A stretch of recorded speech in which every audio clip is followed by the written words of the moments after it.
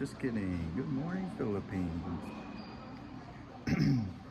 Got to check out of Airbnb today and transfer over to another one.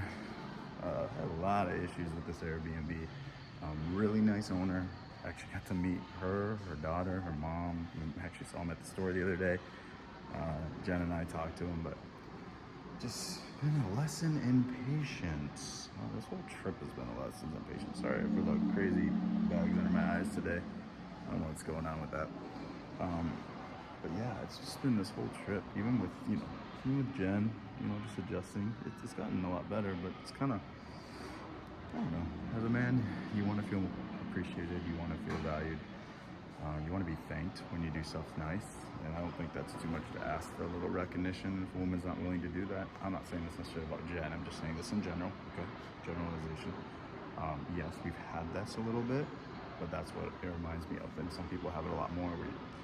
You guys ever been in a loveless relationship where you just give, and then you're just hoping that maybe that one time she gives something back or meets your needs or whatever, and it's like you're just filling up on scraps of a relationship. That's not a relationship. That's a situationship. That's somebody taking advantage of a relationship, not willing to give. They want the advantage of a relationship, but they don't want to do the responsibility of a relationship. And unfortunately, unfortunately, whatever, how you want to look at it, both partners have to be willing to give. Otherwise, one person is going to give and then just feel devalued or feel unappreciated. They're going to feel used like an ATM. They're going to get resentful, and that's what really can mess up a lot of relationships.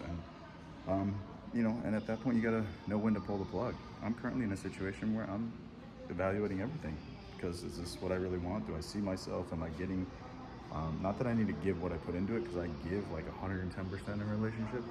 But if I'm not getting at least above 60, 70, 80, which it really should be two people giving 100, then you have to evaluate, is that your person, especially before marriage. In marriage, you gotta somehow make it work, apart from infidelity, abuse, you really gotta do everything you can to make it work. I'm a big proponent of it.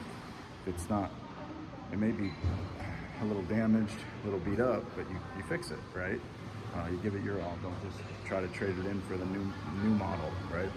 Anyways, that's my relationship advice. I'm sure you guys can relate to this. I'm sure some of you are either in a loveless relationship right now, being in your mid-40s, you've fallen out of it, you've been divorced through it, you've walked away from a relationship even like a train wreck, like dizzy, confused, almost like you got your head hit in a football game, right? Like you're just shell-shocked, concussed. You're like, I don't know what just happened. Everything was my fault.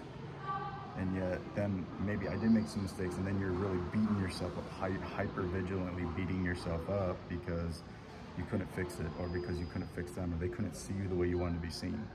And that's unfortunate, because a lot of times, guys, you're with the right person, they would actually value the things that you do, even the little things that got totally unnoticed by the other person. And then other times you'll be with somebody and maybe they don't, that's not how they receive love. Maybe they don't like it. So you just gotta weigh everything. What I'm saying on this is take your confidence back, set a boundary, be willing to walk away if you're being disrespected, be willing to step away if you feel like your needs are not being met. And that's not being needy.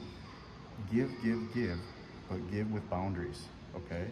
And it's okay to set your space, set your standards, say, hey, I need this for me, I need to go out. As long as it's not like something that's detrimental to the relationship. Space sometimes can create desire, mystery. When they start just feeling like you're in such close proximity with them that they're taking advantage of your kindness or just your presence, there comes a point you got to change it up a little bit. So that goes out for the guys who've been through this. If you've been in a situation like this, send me a message. Let's talk through it a little bit, okay? And you can find me at www.pastorpointers.com. Thanks, guys.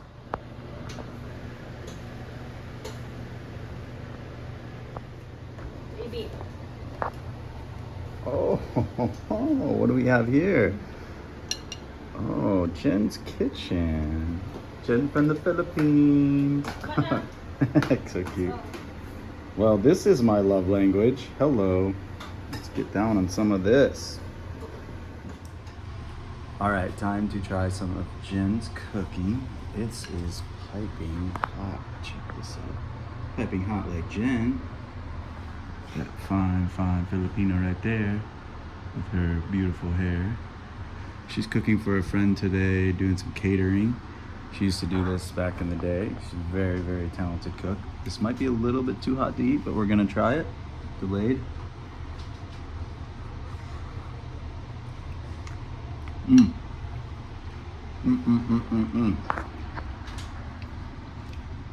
That's what you call Filipino spaghetti. It's be delicious, baby. Delicious. Yummy. She knows the way to a man's heart.